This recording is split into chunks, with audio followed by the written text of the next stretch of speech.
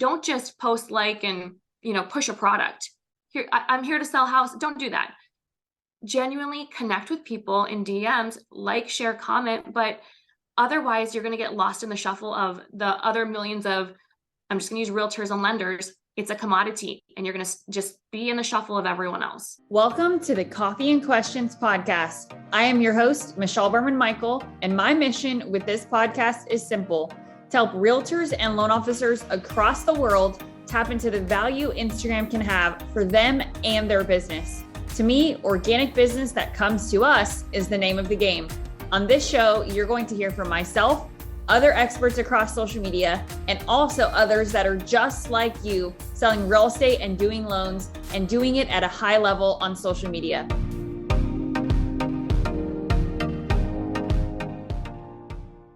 What's up, guys? Welcome back to another episode of the Coffee and Questions podcast. I am Michelle Berman Michael, your host, and I am joined by a new friend, but an amazing friend. And if you guys have ever met someone where it's like this magical electric, how do I know you? I feel like I've known you my whole life, but I don't, and I'm just meeting you for the first time type of feeling. That is how I feel about this amazing girl. So none other than Kayla Callender. I'm so excited to have you. Kayla, for anybody who doesn't know you, can you tell us a little bit about who you are and how you got into the mortgage industry? I guess I should have said that. Kayla's an amazing loan officer in Fargo, North Dakota, like of all places, no less. But Kayla, I'm so excited to have you. Thank you first and foremost for that amazing introduction. That warms my heart. I feel the same. Oh, I just heart you. But yes, I'm in Fargo, North Dakota, and that's always a hot topic, right? They do loans in Fargo. Yes, we do. But yes, I'm a mortgage lender. I finance all 50 states, actually. I work for a bank here right in town. And I actually got in the business probably the way every single person does, by accident. So I started in banking actually when I was 15 years old as a teller.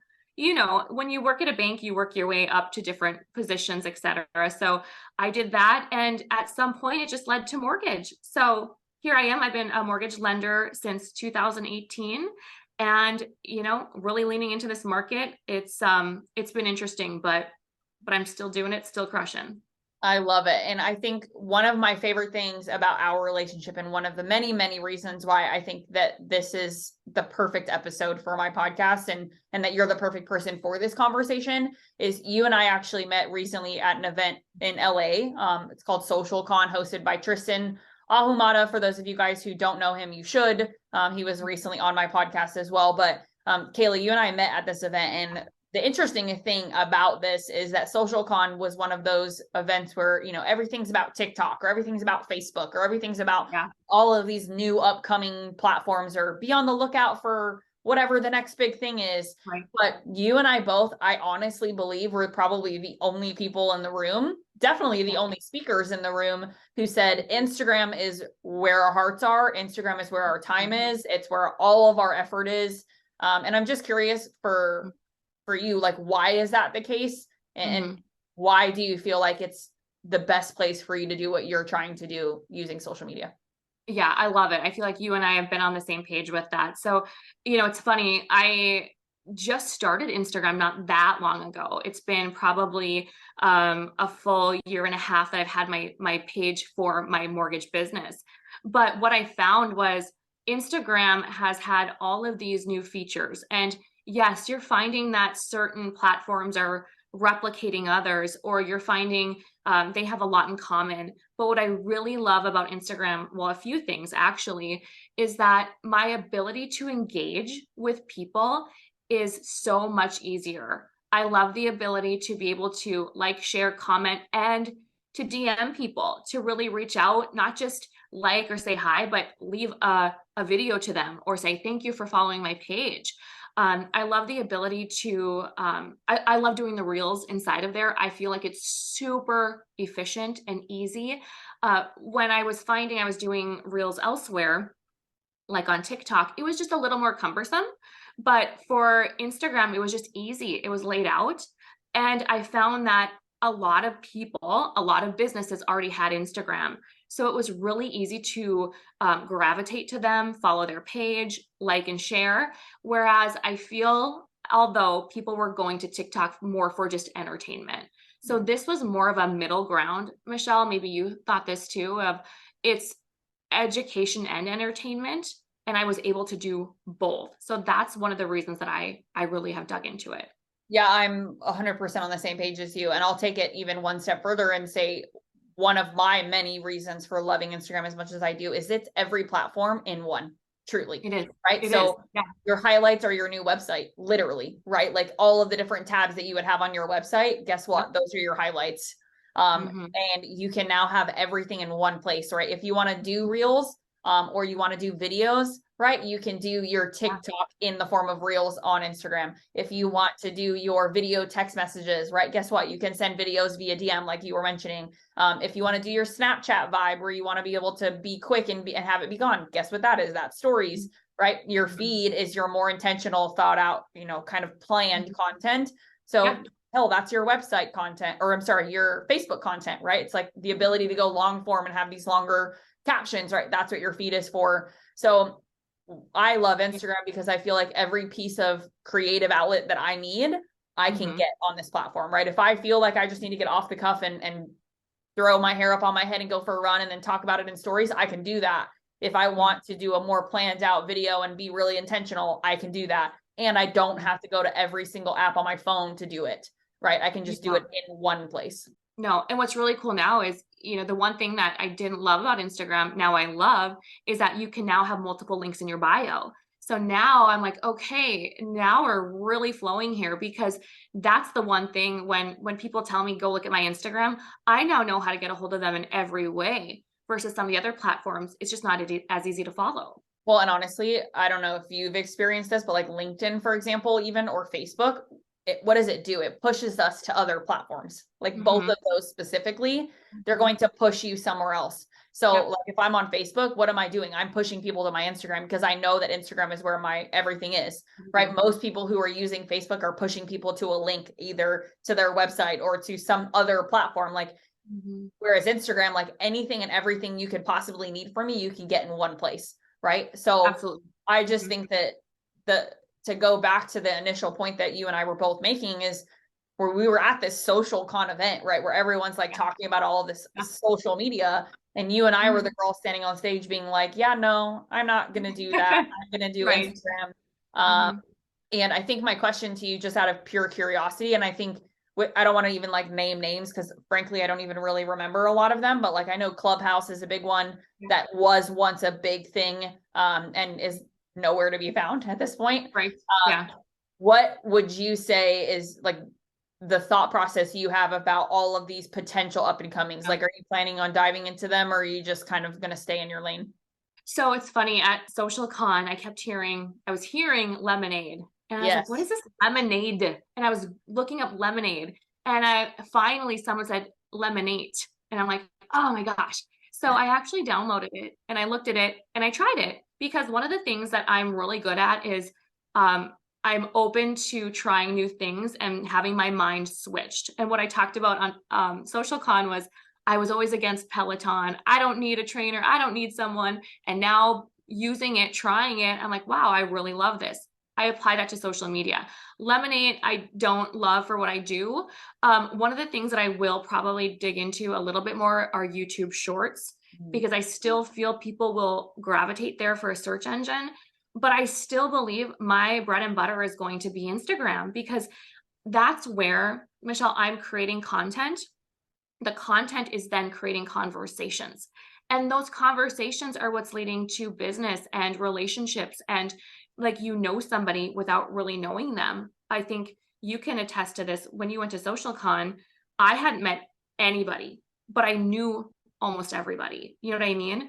And I feel Instagram is going to do that. That's going to be the baby that drives those relationships. So I'm probably going to just continue to dive into Instagram. I love that. And I'm with you, like lemonade of all. I don't even know. Not that I don't care, but it's not that I shouldn't say it like that. I do care, right, about these other social platforms, and it is important. for both of us as content creators. And in my case, yes, I own a social media company, so it is important that I know of it.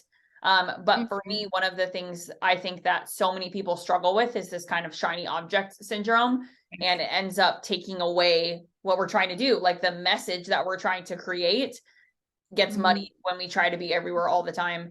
And I think for Instagram to kind of give Instagram my love, and maybe the Instagram creators are going to listen to this, who knows, but Instagram has always caught up, right? It's always been able to catch back up. So even if something feels like, oh, well, TikTok gives me this, but Instagram doesn't. Well, guess what? Instagram figured it out very quickly, if they hadn't already, before we even knew that it was getting or needed to be figured out.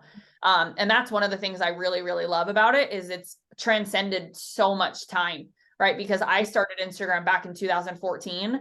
I was working prior to starting my company, I was working for a really small public relations firm. Instagram wasn't even part of the conversation. Nobody even really knew about it. Nobody was using it as a marketing platform. And so what has Instagram lasted? 8 years, 9 years now? What other platform aside from Facebook has lasted that long? I mean, truly. So it's just one of those platforms that I feel like the creators and the people who are behind it have built it to truly transcend time. And I think that's something that you and I are really focused on, is creating content, not worrying about fads, not worrying about trends, not worrying about all of the other stuff, and worrying about like, okay, why am I even on this platform in the first place? And guess what? It's exactly what you've been saying. It's connections, period. It is. And the whole paralysis by analysis is going to take over. You're going to have people that really want to dive into social media, right? But what happens is their brain is overstimulated, they're overwhelmed, and then they choose nothing. So if one message I can get out to our audience is focus on a platform, choose Instagram, for instance, and focus on it, because these things change constantly. And if you're not keeping up, you will get left behind. And it's really hard to keep up with 17 different platforms. Yeah, I don't even want to, like, my brain can't even process that. No way. Not really. No, I can't even process 5. No, I don't even have time for Instagram and Facebook half the time. Because it's just, oh, that's one more check off the box, right? And I'm not speaking of that, I think that's a great conversation for us to have. Like, I'm not a check the social media box today person, because I feel like there's way more people that's what they do, right? They're like, oh, I did it today, yay, moving on, next. And they don't put the level of effort or the thought that they should into it. And you're a Reels queen. For everybody that is listening to this, like, please go look at her Instagram, because it is real. She is literally a real ninja. But what I will say about that, and it's so funny, I wish we had like more backstage footage. Like, I'm going on a tangent here of you trying to record me. We're trying to film at dinner, or while we were at the bar, and like, so backstory, right? Kayla and I are sitting at the bar at this hotel after SocialCon, and I'm like, my hair looks really good, I should probably record a reel right now. And I think I did the take like 14 times, and Kayla's sitting there trying to record me, trying to record a reel. Bloopers, right? But the truth of the matter is, like, when you go and you look at Kayla's reels, right, a lot of what you're talking about is, in my opinion, a lot of what other people are talking about. But here's the huge but: the way you articulate it and the stories you tell before you give the value is what I really, really love about how you do it. Because I think anybody can talk about a VA loan. Anybody can talk about financing. Like, anybody can talk about anything, right? But really, the stories you tell and the way you articulate it and kind of the angle is so awesome to see. And so my question to you is, first of all, how do you come up with the angles that you come up with? Because I think that's a big question for people. They're like, what the hell am I supposed to talk about? Good question. And secondly, how do you just stay inspired with it? Because I think a lot of times people run out of that kind of engine that they need to do it.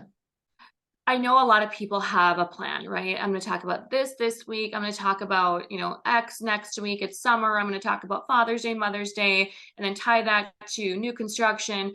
But for me, I base my content and my creativity on what I'm currently dealing with, because it inspires me. Like, oh my gosh, I ran into this situation with a client.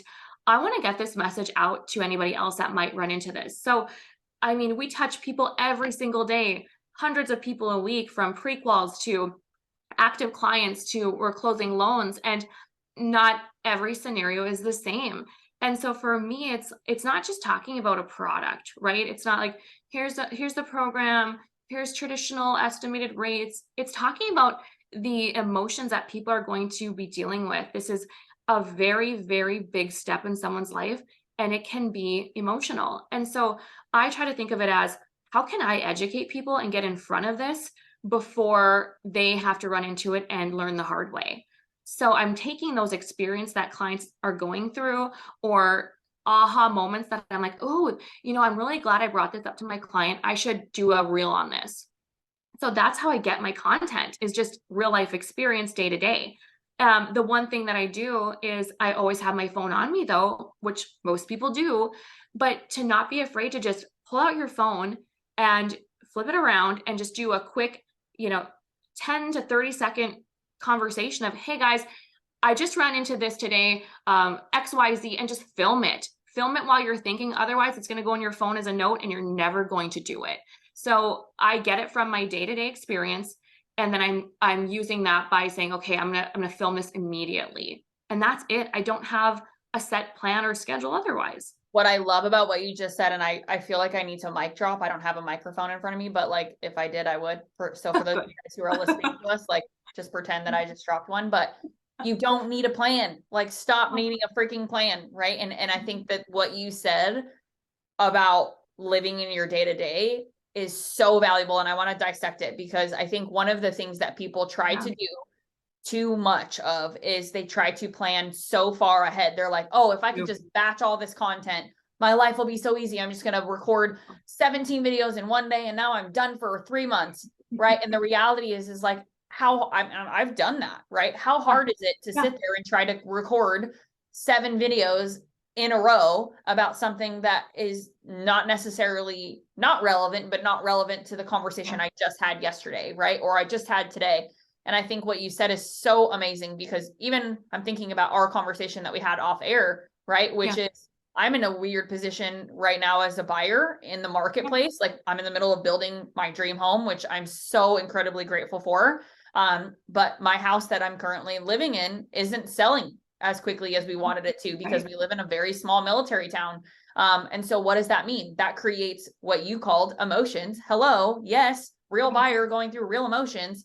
And that emotion is anxiety, right? So how do you, Kayla, as a loan officer, take advantage of that in a good way and share the story? You flip your phone around and you say, hey, I just spoke to someone today and this is the situation she's in, and here's what I recommended, right? Hello, content. Like, that's what it's about. And you want to know what's so ironic is I just filmed a reel and you commented on it.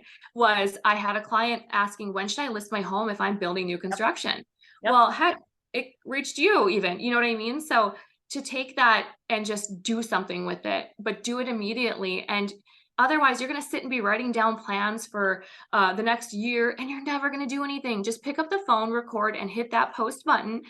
Stop being scared. Just post it. Otherwise you're just going to get in your head. Also, I love that too. And I don't want people to miss this point that Kayla's making, which is we all love to like make lists. Oh, this is a video idea. This is a video idea. This is a video idea. And we end up with like this really beautiful note on our phone with like 15 of them and nothing ever happens, right? We're like, oh, I'll get to that. I'll get to that. I'll get to that one. And then by the time we go to actually record that video, that inspiration that we had, or like the thought that we had about it because we had just gotten off the phone with somebody or we had just had a conversation about it, that kind of excitement about it is gone, right? So now how do you record a video about something that you're really not that excited about talking about in that moment? So you're getting your inspiration from that, but you're also remembering the details of what your clients were going through. Or, I would just suggest, if you're going to batch too, yes, batch, but also have a plan to like post by a certain day. Otherwise they get lost. Maybe the trending sound is gone, whatever it is, it's just going to sit in your archives. So if you do it, if you do batch, at least just have a date that you post. Yeah, absolutely. I mean, I think the reel I recorded at SocialCon goes out tomorrow. Like, and it was one of those like, but here's what I don't want people to miss too. Again, to your point, is record it on the spot and save it, right? Yes. Don't wait to record it. And I think that's a big thing. Like, cause I recorded that video on the spot as it was happening when I was inspired, and I'm going to use it when it makes sense for me to share it. But there, not even 2 weeks between when I recorded it and when it goes live. Now, mind you, I have excuse my French, but I have a shit ton of content that needs to go out. And so it's one of those things where it's like, okay, I'll get to it. I promise. Yeah. But had I waited and said, I have this idea, I have this video I'm going to record, but I'll record it when it's time for me to post it, I never would have recorded it. Right. So the point is it's ready. And you would, maybe when you were ready, like, oh, I should post, you probably might not feel like filming. And at that point, it's like, I don't want to film today. I'm tired. I might not, look the best today or feel my best or be as energetic, but do it in the moment. And then it's just editing it, which you can do from your car, the plane, your whatever, and just get it out. And it's so easy. That's another thing, like editing drives me bonkers, because I think people are like, oh my gosh, there's so much editing. It's so hard. Guys, I am so far from being an editor in every way. I was not born with that gene, I don't think, like tech wise. And I edit all of my videos in 5 minutes or less. Like, it is not hard. It is so simple. And if I can do it as a tech tard, if you will, anybody can do it. I love that you said that, Michelle, because I did not know that about you. At SocialCon, I had a few people saying, why do you edit your own videos? Well, for me, it's just so easy once you do it. And then I can do it when I want. It's organic, it's natural, it's me. But a lot of people are getting caught up in well, I'm going to have to hire a video editor or outsource that. Just do it yourself. Try it yourself first before, and as you go, then maybe look to outsource. But maybe you just continue to do it yourself. Well, and I think like the biggest thing that people want is they want it to be well branded. They want like the pretty captions. I mean, I've used Descript my entire organization. I have 10 employees, and every single one of us, we all use Descript. Like, it is so simple to use. And again, like, you can insert your branding colors. So whatever that looks like for you. I mean, it's just so fast. And I think that people wait to start creating content because they think they need a video editor, or they think they need all of these other things, but you don't. No. I want to shift gears quickly because I am so excited about your take on this, because I know it's been really big for us, for the two of us, even our relationship personally, is when you create a relationship with someone digitally and you take it into the real world. The idea is that relationship in the real world is super easy. It's like super glue, right? You're like, oh my gosh, how did I not know this person in real life? Like, my business coach, for example, have never met him. He's been my coach for 3 years. The day I do meet him is going to be the easiest day. It's not going to feel weird. It's going to be very simple, very easy, right? Jeff Fitzer, Tristan, you and I had never met in real life. Ed, never met in real life. Like, all of these people that we love, we've never met in real life. And then when we did, super glue. We know you. Literally, right? For you and I, it was the opposite, right? We had never met. We didn't know each other. We didn't know of each other. And then we had the opportunity to meet in real life. Now, all we have is social until we get to meet again in real life. So I know. Tell me a little bit about like how you manage that, right? So when you meet someone in real life from social, and then kind of on the flip side, if you meet someone in real life and now all you have is social, how does that work for you? Like, and how do you kind of navigate those types of relationships? I love that question because that's what it's about, right? I'm not using social media just to check a box, like you said. Oh, I put a picture up or a video. For me, it's the connections, because Michelle, you and I both know that it's about connections and establishing relationships. And to do that, I'll start with the whole, you meet someone in person. To me, you have that. Let's say I met a realtor in person for the first time. I'm absolutely going to engage with them on Instagram or what other platform. I'm choosing Instagram here, but it's not going to be like, hey, thanks for coffee, I appreciate it. It's going to be liking and commenting and sharing what they do, because that shows support, in my opinion. So by doing that, I don't know about you, but when someone shares your post, you're like, oh my gosh, that's the best feeling in the world. It's showing people that they care. So for me, it's when I meet somebody, I'm not just, sending them a DM and saying thanks or an email. I'm collaborating on their posts. I'm supporting them. So to me, that relationship keeps going. And then it's, hey, thanks for always liking and sharing my stuff. We should get coffee again. It's just continuing. Or they'll say, hey, I see you have a physician loan. They're commenting on my stuff now. So by doing that with someone else engaging, they're going to do it back. So that to me is how I'm just developing those relationships. If I meet someone on social media first and then in person, I just think it's wildly fantastic. It's like I know them already. It's so cool. It's almost like a celebrity feeling. I don't know why that is.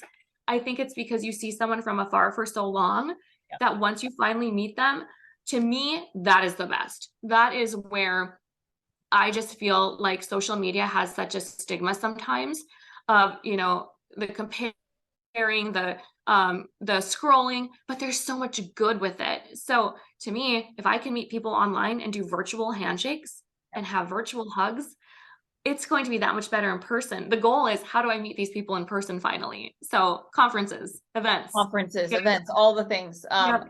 And Mhm. it's so true. Some of the best people in my life, like truly to this day, are people who I have honestly never met, like in real life. That's so wild. Yeah. My business coach, Grant, I've never met him in real life 3 years later, but he's literally changed every fabric of my entire life, personally and professionally. Yeah. I'm a better business owner. I'm a better wife. I'm a better all the things. I'm a better friend. I'm a better leader. Like, that's wild, right? When you have this relationship with someone that's just completely virtual. And then for you and I, like on the flip side of that, right? You create this relationship with someone that you have this synergy with, and now all you have is social until you see each other again. Yeah. And I think that the big key here, and why this was a really important question that I felt like I wanted to ask you, is because it is hard to stay in contact consistently, right? Like, it is a conscious choice to do that. And I think a lot of people struggle with that. They're like, yeah, I met all these amazing people. I connected them with all of them on social media. We stayed in touch for like a week, and then it just like it was gone.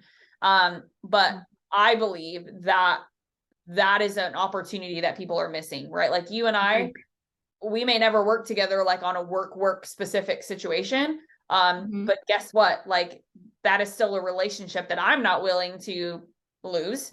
I would imagine you feel the same ways, but what does that mean? that takes effort, right? And so I think one of the things that people need to understand is that when you meet people that you want to stay connected with, maybe those are realtors at an event, like you were mentioning, because I think that's a great example. If you meet all these realtors, like, guys, we have close friends lists, we have favorites on Instagram, we have all of these other little things that can allow you the opportunity to stay engaged with them. The key is creating an engagement day where all you're doing is re-engaging with those people. So I don't know if you have as structured of a plan as that, Kayla, but I think that's, maybe this is a coaching moment from me to you on accident, but like that is something that I think people need to do, right? Add them to your close friends list. People aren't doing it at all. In fact, Michelle, like when I've had people ask me for help with their social media, and I go and I kind of look at their page, and they're not even engaging. It's not just about posting. It's not about sharing. It's about engaging with other people. It's social media, and you're missing the boat if you're not engaging. And for me, my mornings, I'm the most creative. I found I get up really early. It's quite quiet in my house, especially when the alarm goes off at 4 a.m. But my point is, at that point, that's when I'm doing my engagement. Or if it's a weekend and I'm watching TV, I struggle to watch TV and movies, so I'm on my phone, I'm working. I'll do that. It's not hard. It's enjoyable. And truthfully, I don't set exact days, but I find that in my mornings or when I'm relaxing at night, I'm just commenting, sharing, I'm finding great things to collaborate with people on. Yeah. And I think that's the key. What you said is finding time, or making time, not necessarily finding time. Cause I don't know that any of us are like, I have 2 hours today to do this. Like, I don't think any of us think that. But my goal for those of you guys who are listening to this and you're like, okay, well, I know I'm supposed to be engaging. I know I have all these ideas for reels, and Kayla and Michelle are telling me just to like record it on the spot and then post it. But like, how do I make money off of this? And I think that's the big question, right? Guys, making money is in the engagement that Kayla and I are talking about here. Like, if you want to convert, you have to be willing to intentionally go out and make conversations. And guess what? Most of the time, those conversations in many cases are going to be with complete and random like total random strangers, right? So Kayla, for all the women who are going to be listening to this, because I get this question all the time, every day, almost. What about all the guys who just want to make or send me money? Or what about all the creepies? I just tell them to block them. But what does that look like for you when that happens? Because I know it does. It doesn't really happen. I'll be honest, it doesn't really happen that often. But when it does, to me, it's like, thanks, bye. If it gets to be too much, it's a block. It really is. I don't have time we get enough messages as it is. And clients, in our day to day, I'll say thank you for the kind comment. But if they keep coming and it's awkward, you got to just put it to bed, block them, get rid of it. Don't respond. Don't encourage. I think there's a lot of realtors that might listen to this. And if so, that's hard, because if someone's asking if they can see a home and you're getting a DM, that's where I get a little bit defensive and concerned and protective of women, because you need to be careful. So for me, it's always have someone with you if that's the case, if you're showing a home, but also, vet these people out, go search them. I don't know what else to do, but don't be afraid to just ignore. So it happens, but the true clients are going to, be reaching out, talking about homes, not about the way you look in that case. Absolutely. 1,000%, Yeah. 1,000,000,000%. What do you do? Do you block? Do you? Yeah. 95% of the time I would say I just block them. Yeah. Unfortunately, because I am a military wife, I get a lot of really inappropriate messages from men in the military, and that is wild. But it's like, I feel like that's the one branch, or just like being in the military, it's like you should have morals. Yeah. Apparently they don't. But yeah, I just block them and move on. But some of them, I'll just mess with them kind of on purpose. But nobody throw tomatoes at my screen. Nobody delete this. No, I'm kidding. But it's scary. I get it. Yeah, but the reality is like, when it comes to engagement, and I think the point of this question is, when it comes to engagement and doing it, not everything is going to turn into a lead. Not everything is going to automatically turn into like this magical, amazing, oh my gosh, I got this crazy opportunity. And that's okay, right? Because what we're talking about here is the law of averages and sales. And that was actually something I want to kind of wrap this up with this question, because you and I obviously experienced SocialCon together. But sales psychology was a huge conversation at SocialCon. I know I talked about it heavily. I talk about it every day with my team and with my clients. And it was interesting at SocialCon specifically that everyone of the speakers, all of us on the panels, everybody said the same thing. Like, you have to be good at sales, like, period. Right. And if that's something that you're not good at, that's okay. You don't have to be good at it out of the gate. But the reality is, like, what is social media? It's a platform to connect, but in order to connect and convert, you have to be good at conversation, right? What is conversation? Conversation is how you get good at sales. So what's your thought on all of that? Because I don't think you and I got to talk about that, like, as far as being good at sales and social media and how they tie into each other. I don't think we did get to talk about it, but I'm so glad we are now, because I think people have this thought that when they use social media, it's just posting and maybe liking some things, but they're not truly being, let's just say, empathetic, thinking about emotions, and they're not necessarily sometimes thinking about anything but a product. To me, you need to be that solution finder. So if you're not, if you're just sharing product, or you're just pushing a house, versus really connecting conversationally with someone in a message. Or I don't know if you do this, Michelle, but I'll send a video message to someone when they follow my page, or if they're really liking my stuff, I'll notice there's a few people that are always liking and sharing. So I'm flipping my phone around and I'm sending them a personal thank you, because that means the world to me. And so they might not be in the market to purchase a home today and need a lender, but I bet you that when they are ready to go, they feel like they already know me because I've engaged with them. And you can't do that with a photo. And truthfully, your stories, yes, people can get to know you in your stories, but how much more meaningful is it if you get a video from the person you follow that says, hi, Michelle, thank you so much. If there's anything I can ever do for you, I hope you really like my page and find it valuable. Like you're human and you're being relatable and you're directing it towards them. So the point of this all is don't just post like and push a product. Here, I'm here to sell house. Don't do that. Genuinely connect with people in DMs, like, share, comment, but otherwise you're going to get lost in the shuffle of the other millions of, I'm just going to use realtors and lenders. It's a commodity and you're going to just be in the shuffle of everyone else. Absolutely. And one more point I want to make to piggyback off of that is sales, right? The people who are the best at sales, right? Which are real estate agents. That's what a loan officer has to do, right? We have to be good at sales. We have to be able to make connection that turns into the opportunity for conversion, right? Yeah. The people who are the best at it, in my opinion, are the people who are the best at having conversations and making somebody feel heard and seen in the conversation. Spot That on. is sales, right? If I could define the word sales, right, or how to be good at sales, I would say be good at connecting, showing up authentically, and actually giving a damn, right, in your marketing to that person, right?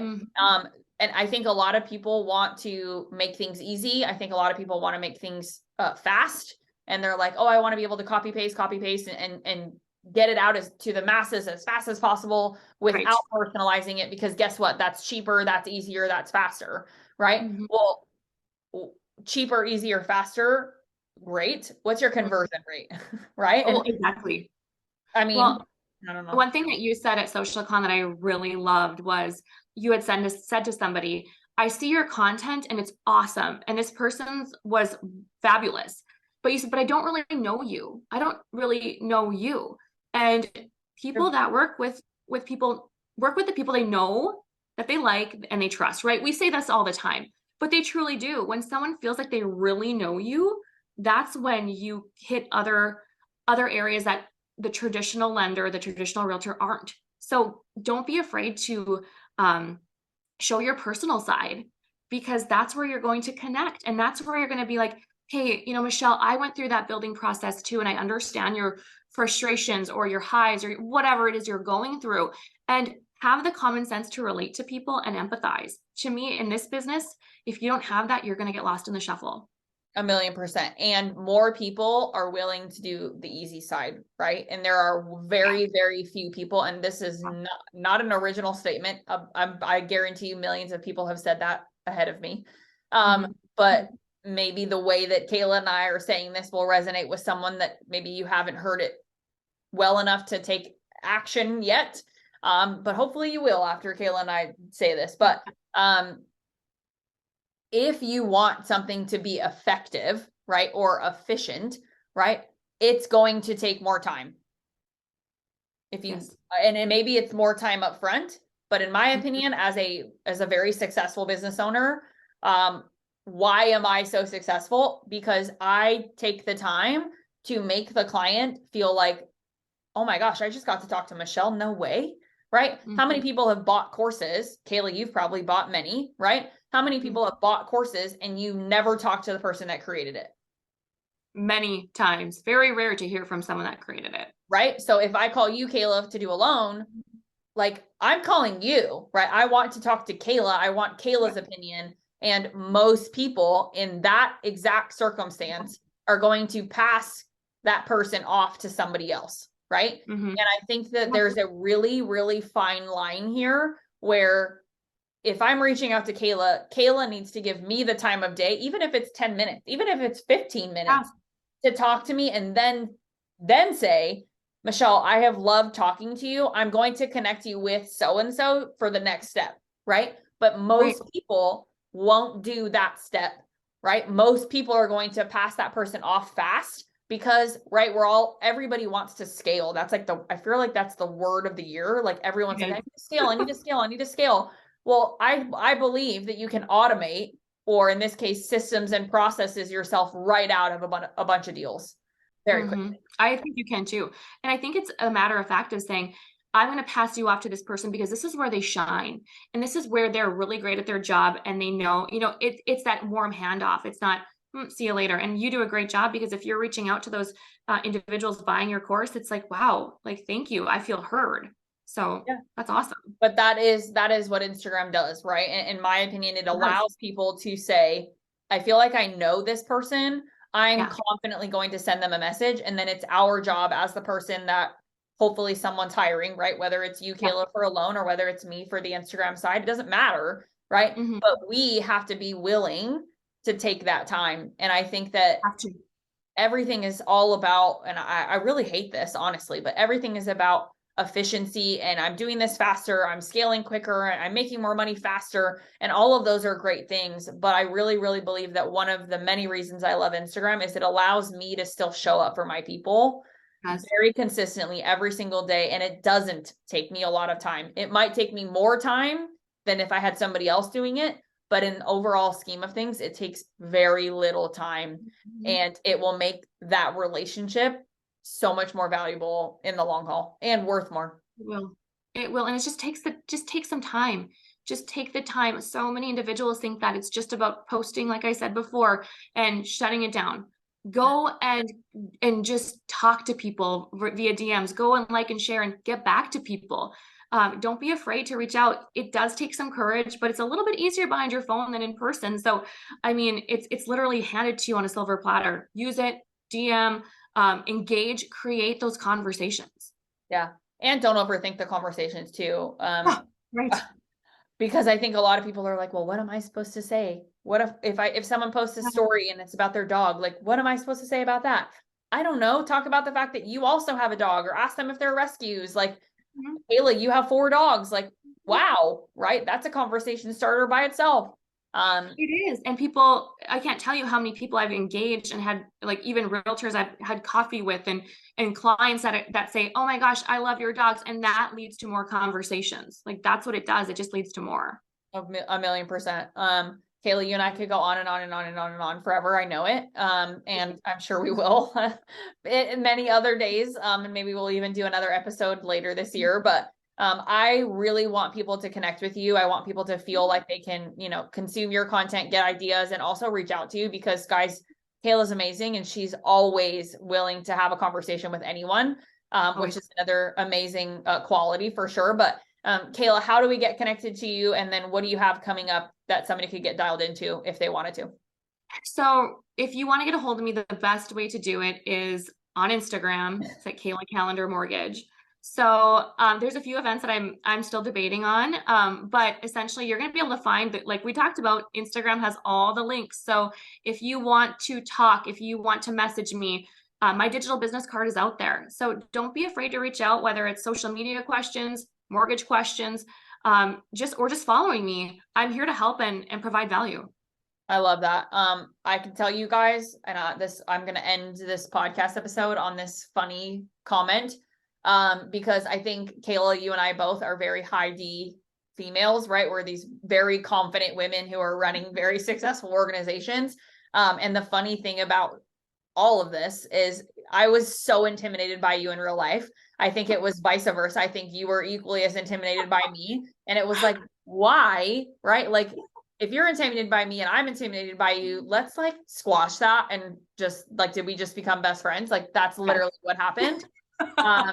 And so for all of you guys who, you might look at Kayla's Instagram and you might say, oh my gosh, she's stunning. Like, I could never work with someone like that. Or, oh my gosh, like, she's so pretty. Like, I couldn't send her a message because she's just like unattainable to me. And I don't look like that. I can't do reels because I don't look like that. And I'm telling you, like, I'm saying this really rawly, because there are going to be a ton of women that listen to this, and they're going to look at your Instagram and they're going to say, she is like, how I don't look like that. Right. And guys, I want you to hopefully have had the last almost hour with Kayla and I to realize, like, Kayla is just a real person doing really, really good things. Yes, she is stunning, but guys, she is just a real person. And that is the key, right? Showing up as exactly who you are. We all have value to add. We all are so smart in our own way. And we just have to lean into that. And just because someone might look unattainable for us does not mean that they're unattainable via message. So that's just really important for me to share, because I can firsthand say I was very intimidated by walking up to Kayla in real life. And no need to be. So Kayla, I adore you, and I'm so excited that you were on with me. Everybody, by the way, calendar is Kall, not with a C. So if you're going to go look her up on Instagram, make sure you spell it right. But Kayla, thank you so much for being here. Thank you for letting me be. It's an honor to be in your presence, and I'm glad we could connect again because we need to do this in person soon.